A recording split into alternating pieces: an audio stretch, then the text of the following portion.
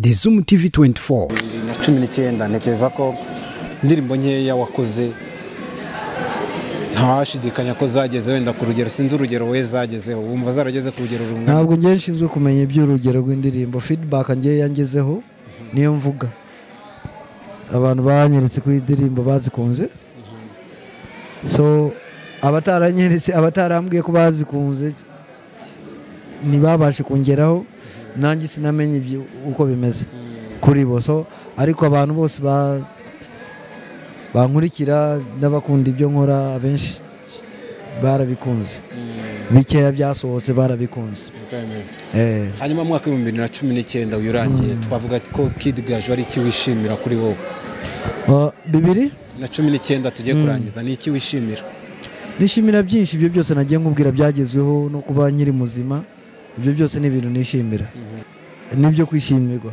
Hari abantu benshi batabashe kugera kuri uyu munsi. Hanyuma byashimishije, ibyo kwishimira byo ni byinshi cyane cyane ko umuntu agihumeka.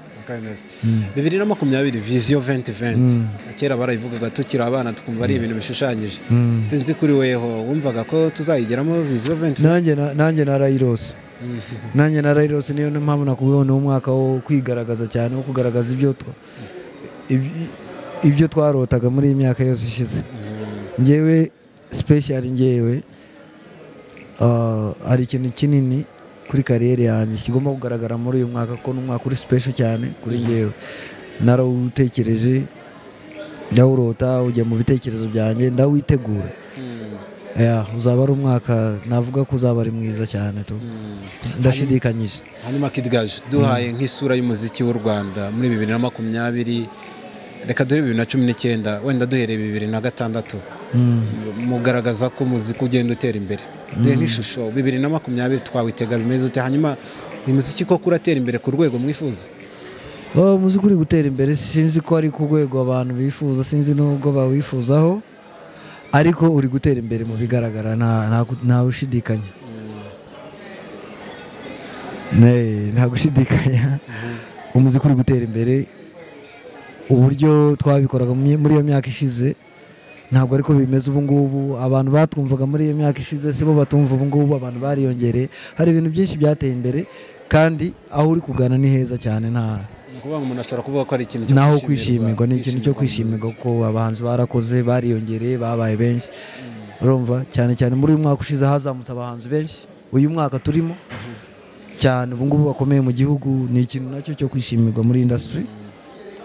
Hanyuma Kid Gaju turi mu minsi mikuru yageze.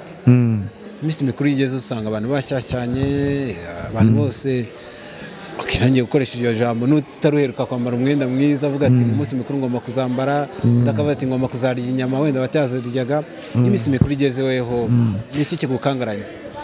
Ngewe iminsi mikuru nakubeshye, ngiye mpora mu minsi mikuru igihe cyose nishimiye, mbyutse ndi muzima, mfite yanjye, muri minsi mikuru.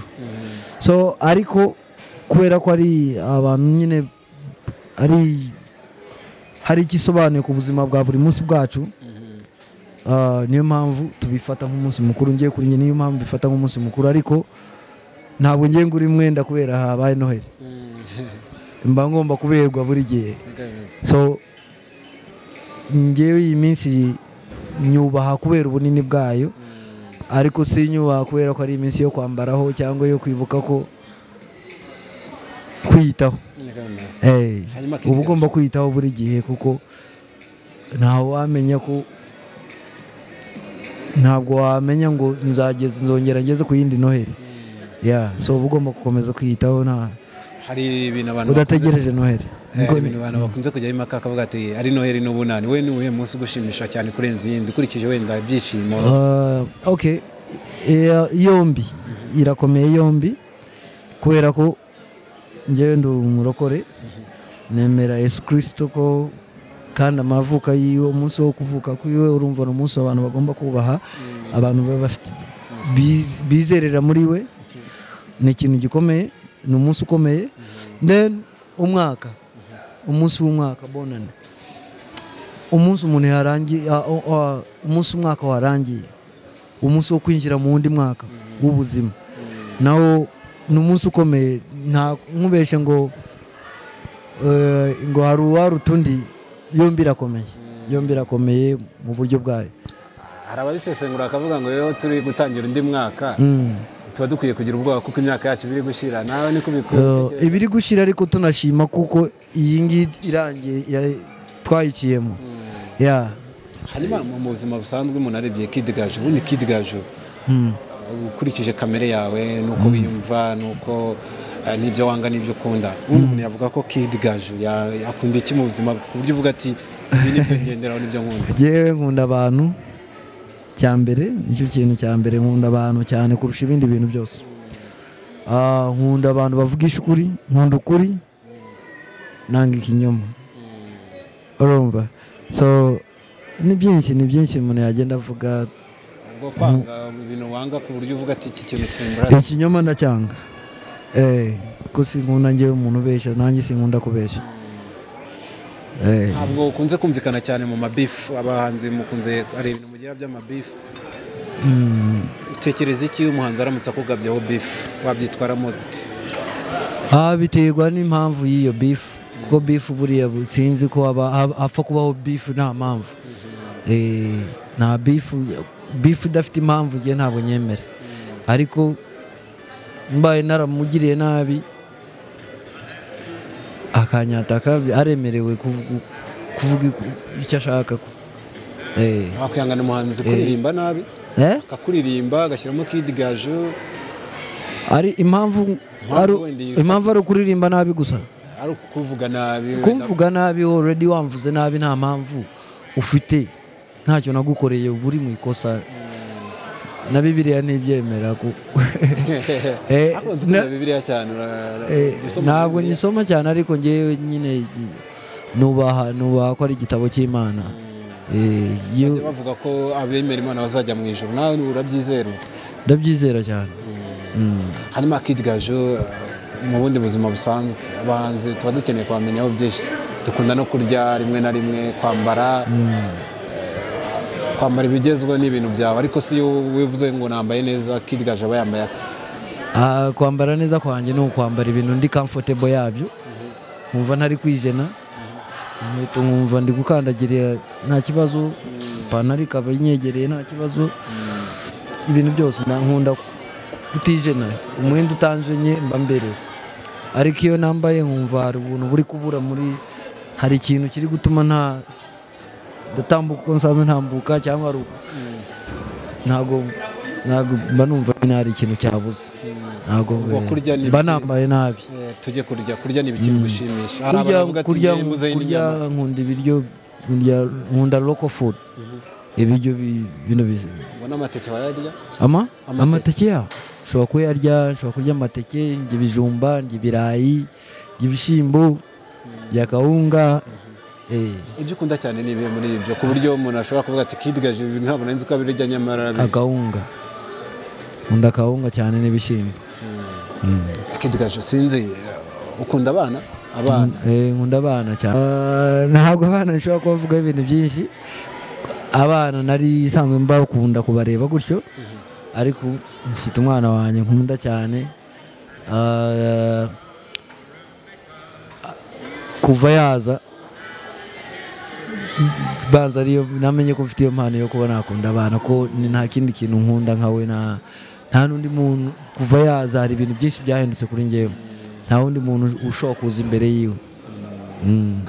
Hanyuma Kid Gaju, nkunda kubaza abahanzi, wajya ufata nk'akanya ukajya mu cyaro, wenda niba ufiteyo abavandimwe, niba ufiteyo umuryango, niba ufiteyo inshuti, kamarayo nk'iminsi nk'ibiri?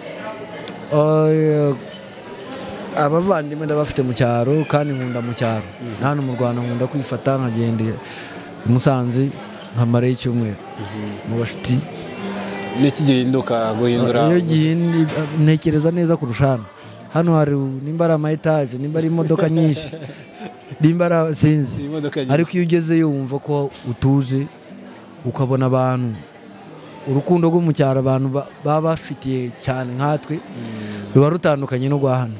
Abantu barakwakira ukabona ko kabisa urukundo ari pure love. Ugize amahirwe yo guhura nawe wese aba akwereka urukundo ruri pure. So mu cyaro ndahakunda cyane, nkunda n'abantu baho.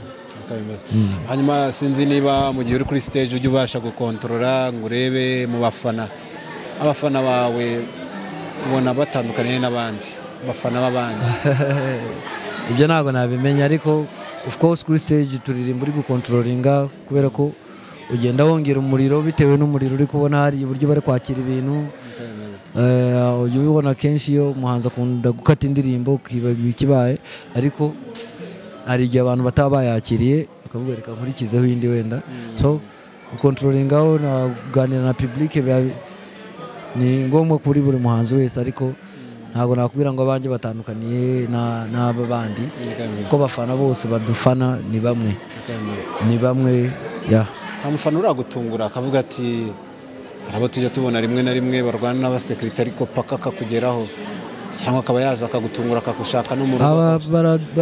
Bihoraho no mu buzima busanzwe ushobora guhura n'umufana akakwereka reaction utarigera ubona ukikanga ukavuga ibintu ntabwo nazi ko bimeze gutyo. Kuri stage umuntu ashobora kuza agakora ibintu ukabona biragutunguye. So ni ibintu bihoraho. Muziki dutanga n'umuziki urimo ibyishimo byinshi. Iyo umuntu agukunda aba yakitwara uko ashoboye kwitwara nyine kandi nawe uba ugomba kubyakira. Hanyuma Kid Gaju umunyarwanda giti cyawe ni iki ukunda kuba uri umunyarwanda byonyine wumva bigutera ishema ringana iki? Abikunda? Ndabikunda cyane ntabwo aho nzi hose bazi ko ndi umunyarwanda kandi nanjye mba numva aho nshoboye kugera hose nabivuga ko turi abanyarwanda. Ndi very proud. U Rwanda rufite igihugu cyiza, igihugu gifite amateka atari meza ariko tugomba kwigiraho ibyiza. Dukeneye no kuganiriza ku bandi bantu ari nayo mpamvu ugomba kuba uri proud yaho uri hose kugira ngo ba bantu uhuye nabo ubabwire ubasangize ku mateka y'iwanyu. Uvuga ngo ukunda u Rwanda cyane. Hanyuma Kid Gaju wenda tugana ku musozo w'ikiganiro cyacu ujya ufata nk'umwanya ugatembera ibice by'u Rwanda? Nkubwiye ko twabivuyeho ibyo ngibyo. Nakubwiye ko njya umwanya nkajya mu cyaro nkagera za Musanze nkagera i Butare aganira n'abantu baho. Mfite inshuti nyinshi mu gihugu cyose ahantu hose ndagerageza kuhagera. Ntabwo nk'ubu ngubu muri uyu mwaka nageze ahantu nk'ahangahe. Nageze i Gisenyi, nageze Musanze, nageze i Butare. Nta hantu wenda utaratembera ku buryo uhumva ukavuga ati nageze Rwagitima, nageze Rwamagana. Kubera icyo wagiye Rwagitima? Nagiye muri show. Hari ahantu bari bantumiye muri show ndagenda ndarayo. Hakoze show ndavuga ngomba kurara hano hantu nkanatembera mu gitondo kuko dufite show n'ubundi yindi ku munsi ukurikiye Rwamagana. Ndavuga nta mpamvu yo kugenda ijoro ngo nsubire Rwamagana, reka nimunshakiraho ndara hano. Ndarara mu gitondo ndahatembera then nkurikizaho Rwamagana. Visit Rwanda abantu benshi bakunda kwishishikariza abantu akavuga ati muzasure n'ingagi. Urasura ingagi? Ntabwo ndazisura ariko nzi ko zihari kandi ugira ariko igitekerezo ukavuga ati nibura ndashaka cyane na excited. Mfite amatsiko menshi yo kuzajyayo, bikora vuba ngomba kuzazisura. Hanyuma tuvugana ku musozo 2020 muri icyo kinyejana kiri n'imbere wenda dutegereje Imana nitubeshaho. Kid Gaju tumwitegeho iki? Ni byinshi kuko nabikubwiye. Uyu mwaka n'igihugu cyari kiwutegereje usibye njyewe Gaju. Nanjye imbaraga zanjye zose pati nini yo muri kariyeri yanjye ndashaka kuyikina muri uyu mwaka utaha. Kuvuga ngo ni ibintu byinshi cyane abantu bagomba kwitega. Niba mvuze ngo niwo mwaka wanjye ngomba gushyiramo imbaraga zanjye ntigeze nshyiramo mu kindi gihe cyangwa ntazongera no gushyiramo mu kindi gihe. Ndashaka kubaka ibintu bikomeye cyane muri iki gihe muri uyu mwaka. Abafana bawe rero bazabigendera. Abafana get ready. Ndabifuriza Noheli nziza n'umwaka mushya muhire. Muzawurye ntuzabarye, uzababere amata n'ubuki. bazawurye ntuzabarye uzababereho amata n'ubuki, uzababereho gusohora amasezerano yawe, inzozi zabo zose zizaba impamo muri uyu mwaka, then bakomeze bakunda umuziki nyarwanda kuko aho ugeze ni heza kandi ukeneye abantu inyuma yawo. Dusoza ikaririmbo nyine nk'agace gato basoza. Ntabwo ndi bwongere kuririmba. Nta kibazo, dukwishimiye cyane Kid Gaju kandi tukwifurije amahirwe masa nawe Imana izakureba icyoroshye nk'uko abantu bakunda kubivuga, kandi twizeye ko plan zawe nk'uko zifite 100% zizacamo naho ubona wanebwe kuko nabyo birashobora igihe umuntu anebwa uzabe gushyira. Ikindi ndabashimiye kuri role muri gukomeza kugaragaza mu muziki wacu wa hano, n'abasaba gukomeza kuwushyigikira. Twishimiye cyane Kid Gaju kandi amahirwe masa. Nawe utarakanda subscribe, kanda ako kamenyetso k'umutuku kanditseho subscribe kugira ngo uzajye ubona n'izindi video zitandukanye utasanga ahandi. Turabakunda.